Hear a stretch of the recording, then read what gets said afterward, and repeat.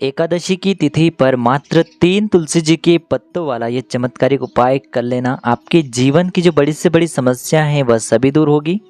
देखिए, फागुन महीने की एकादशी जो कि विशेषकर आम्ल की एकादशी या फिर रंग भरी एकादशी के नाम से जानी जाती हैं, जो भगवान शिव, माता पार्वती और भगवान श्री हरि विष्णु नारायण को समर्पित होती हैं। तो इस विशेष एकादशी पर आपको सुख समृद्धि प्राप्त करने के लिए और जीवन से संकटों को दूर करने के लिए बहुत ही सुंदर से उपाय करने हैं। देखिए, इसी एकादशी पर पुष्य नक्षत्र का निर्माण हो रहा है। आप सभी को पता है पुष्य नक्षत्र जो है वह नक्षत्रों का राजा है, इसीलिए इस एकादशी का महत्व 4 गुना अधिक बढ़ जाता है। तो यह जो एकादशी है विशेषकर वैवाहिक जीवन में आने वाली समस्या को दूर करती हैं। आपके जीवन में जो भी रोग हैं, धन की समस्या है, मनोकामना से जुड़ी किसी भी प्रकार की समस्या है, साथ ही साथ जीवन के समस्त संकट कष्टों को दूर करने के लिए यह एकादशी बहुत ही अधिक खास होती हैं। तो देखिए, आज के जो सभी उपाय हैं पूज्य गुरुदेव पंडित प्रदीप जी मिश्रा की कथा को सुन करके और समझ करके ही आपको समझाने का पूरा प्रयास करेंगे। लेकिन उससे पहले वीडियो को लाइक करें, चैनल को सब्सक्राइब करें और सभी शिव भक्त कमेंट में एक बार हर हर महादेव या फिर श्री शिवाय नमस्तुभ्यम जरूर लिखें। तो चलिए दोस्तों, जानते हैं पहले विशेष उपाय के बारे में, जो कि हैं 3 तुलसी जी के पत्तों वाला उपाय। तो देखिए, आपको 3 तुलसी जी के पत्ते लेने हैं, लेकिन एकादशी का दिन है इसीलिए आपको तुलसी जी के पौधे को स्पर्श बिल्कुल भी नहीं करना है। तो देखिए, आपको तुलसी जी के पौधे के नीचे जो पत्ते गिरे हुए पड़े हैं उन्हें आपको ले लेने हैं। मात्र आपको 3 पत्ते तुलसी जी के पौधे के नीचे से ले लेने हैं।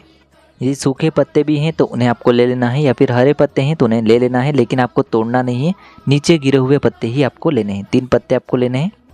तो देखिए, अब इसी के साथ में आपको थोड़ी सी मिश्री लेनी है एक कटोरी के अंदर, और जो आपके पास तुलसी जी के पत्ते हैं उनमें से एक तुलसी जी का पत्ता आपको उस मिश्री वाली कटोरी के अंदर डाल देना है। अब यह जो मिश्री वाली कटोरी है जिसमें आपने एक तुलसी जी का पत्ता डाला हुआ है, इससे आपको आपके घर के मंदिर में जो भी भगवान विष्णु का स्वरूप है, चाहे लड्डू गोपाल जी का स्वरूप हो या फिर आपके घर में भगवान श्री राम की प्रतिमा है, भगवान श्री कृष्ण की प्रतिमा है, जिस भी प्रकार का स्वरूप आपके घर में हो उनके सामने आपको यह मिश्री वाली कटोरी रखनी है। अब थोड़ी देर इस कटोरी को वहाँ पर रखने के बाद इस कटोरी को वहाँ से उठा करके इस मिश्री को आपको प्रसाद स्वरूप अपने घर के सभी सदस्यों को बांट देनी है, जिससे कि आपके घर में कभी कोई भी समस्या न आए और आपके जीवन में कभी भी किसी भी प्रकार का संकट उत्पन्न न हो। अब देखिए दोस्तों, दूसरा जो तुलसी जी का पत्ता है उससे आपको, जो आपके घर में व्यक्ति बहुत अधिक बीमार रहता है तो उसके पीने वाले जल में आपको ये तुलसी जी का पत्ता डालना है और इस जल को आपको उस बीमार व्यक्ति को आचमन करवा देना है। जब भी आप इस तुलसी जी के पत्ते को बीमार व्यक्ति के जल में डालेंगे तब आपको ओम नमो भगवते वासुदेवाय इस मंत्र का जाप करना है। अब देखिए, आपके पास अभी भी एक तुलसी जी का पत्ता और बचा हुआ है।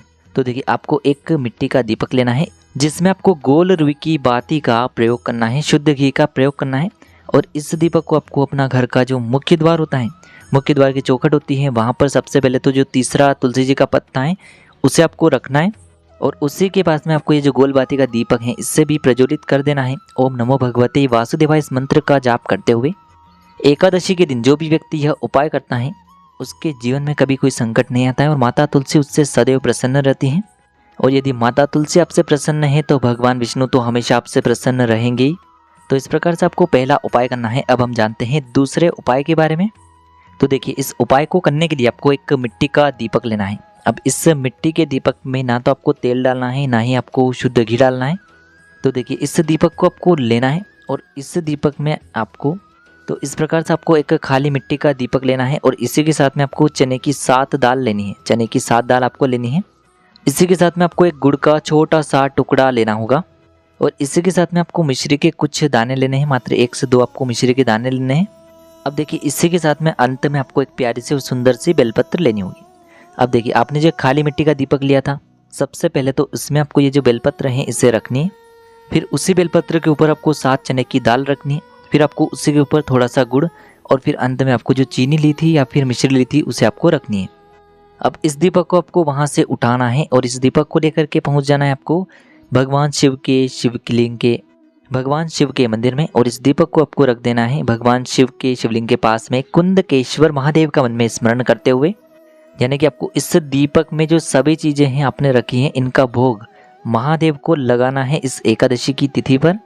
और इसी के पास में आपको एक अलग दीपक लेना है और गोल बाती का उस दीपक में प्रयोग करके इस दीपक को आपको प्रज्वलित कर देना है।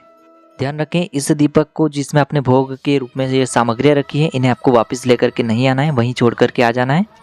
जिस भी कामना से आप ये उपाय करेंगे वह कामना निश्चित ही आपकी परिपूर्ण होगी। तो देखिए दोस्तों, इस प्रकार से आपको ये दूसरा उपाय करना है। अब हम जानते हैं तीसरे उपाय के बारे में। देखिए, यह उपाय भी आपको अपने घर पर करना है और जिस भी व्यक्ति ने यह उपाय इस एकादशी पर किया उसके जीवन से 2 प्रकार की समस्या समाप्त होगी। यानी कि एक तो आपके घर से, आपके जीवन से बीमारी की समस्या समाप्त होगी, और दूसरा, यदि आपके जीवन में धन की समस्या बहुत ही अधिक रहती है तो धन की समस्या भी इस उपाय से दूर होने वाली है। तो देखिए, इस उपाय को करने के लिए आपको अपने साथ किसी भी सामग्री को लेकर के नहीं जाना है। यानी कि ना तो आपको बेलपत्र लेकर के जाना है, ना ही आपको जल लेकर के जाना है। किसी भी प्रकार की सामग्री लेकर के नहीं जाना है। केवल आपको शिव मंदिर पहुंच जाना है और ऐसे शिव मंदिर आपको पहुंचना है जहां पर पुजारी रहते हैं। यानी कि जिस भी शिव मंदिर में कोई भी ब्राह्मण देव रहते हैं तो वहां पर आपको पहुंचना है। ऐसे शिव मंदिर आपको पहुंचना है। अब देखिए, जो भी उस मंदिर में पुजारी हैं उनसे आपको कहना है कि आप शिवलिंग पर चढ़ी हुई एक बेलपत्र हमें दीजिए, और जब भी आपको वह जो ब्राह्मण देव हैं आपके हाथ में बेलपत्र देंगे तब आपको काशी विश्वनाथ महादेव का मन में स्मरण करना है। सामने स्क्रीन पर दिखाया जा रहा है, आपको काशी विश्वनाथ महादेव का मन में स्मरण करना है। अब देखिए, यदि आप ऐसे शिव मंदिर के पास में रहते हैं जहाँ पर पुजारी नहीं है तो फिर आपको स्वयं को शिवलिंग से बेलपत्री उठानी है, काशी विश्वनाथ महादेव का स्मरण करना है, और ये जो बेलपत्री है इसे आपको अपने घर लेकर के आ जानी है। और जो व्यक्ति आपके घर में बहुत अधिक बीमार हैं उससे आपको इस बेलपत्र को काशी विश्वनाथ महादेव का स्मरण करवाते हुए खिला देनी है, आचमन करवा देना है। उसकी बीमारी की जो भी समस्या है वह धीरे धीरे करके समाप्त होने लगेगी। या फिर यदि आपके जीवन में धन की समस्या बहुत ही अधिक है तो उसी बेलपत्र को लेकर के जाना है अपने घर पर। जहाँ कहीं भी आप अपने घर में धन रखते हैं, तिजोरी है, वहाँ पर आपको यह बेलपत्र काशी विश्वनाथ महादेव का स्मरण करते हुए अपने घर की तिजोरी में रख देना है। तो होली से पहले इस विशेष एकादशी पर आपको ये चमत्कारिक उपाय करके देखना है। आपके जीवन में कभी भी धन की समस्या नहीं होगी और रोगों से जुड़ी हुई जो भी समस्या है वह भी समाप्त होगी। अब दोस्तों, हम जान लेते हैं एकादशी पर किए जाने वाले चौथे विशेष और अंतिम उपाय के बारे में। तो देखिए, इस उपाय को करने के लिए सबसे पहले तो आपको एक तांबे के पात्र के अंदर शुद्ध जल लेना होगा और इसी के साथ में आपको थोड़ा सा गंगा जल इसी पात्र के अंदर डाल देना है। अब इस कलश को आपको वहां से उठाना है और इसे लेकर के सीधे आपको पहुंच जाना है किसी भी महादेव के मंदिर में। तो देखिए, सबसे पहले तो आपको ये जो जल का पात्र है इसे धीरे धीरे शिवलिंग पर अर्पित कर देना होगा। श्री शिवाय नमस्तुभ्यम इस मंत्र का लगातार जाप करते हुए।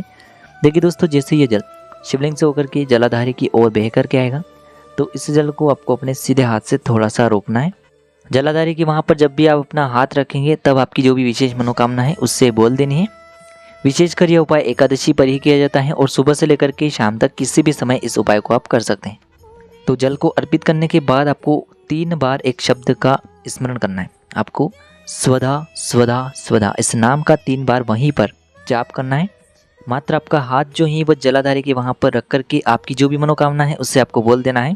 अगली एकादशी आने से पहले ही आपकी जो भी विशेष मनोकामना है वह निश्चित रूप से परिपूर्ण होगी। तो दोस्तों, इस प्रकार से आज के इस वीडियो में हमने आपको एकादशी पर किए जाने वाले 3 बहुत ही चमत्कारिक उपाय बताने का प्रयास किया है। यदि आपको उपाय से जुड़े हुए किसी भी प्रकार के सवाल रहते हैं तो कमेंट में पूछ लें। उपाय को करते समय किसी भी प्रकार की गलतियां न करें।